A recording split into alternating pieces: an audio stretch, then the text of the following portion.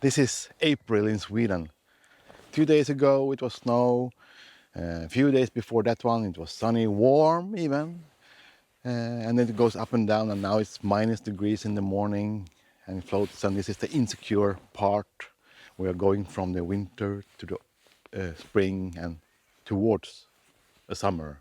That's really great to see these changes. And during the week, we have been having a couple of meetings related to the Sweden and India for transfer of knowledge regarding silicon carbide, crystal growth and manufacturing, and how to implement this in a practical way. And the basic thing is that we must do things collectively, because then we create more momentum together, we can establish more, and if there are more partners acting together, they will be established the platform faster.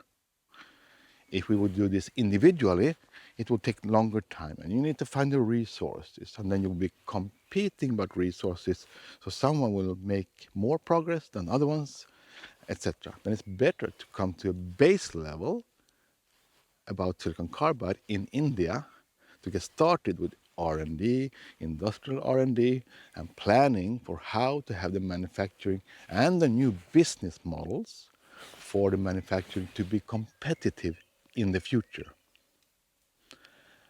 And after that is established, each partner, stakeholder, industry, organization, they can do whatever they want on top of it to go to next level wherever they are. And even if there are competing industries who want to manufacture, they will have a base. And we can use their information when we have the same source, same type of equipment, then we can share the data and optimize processes much better instead of doing this individually.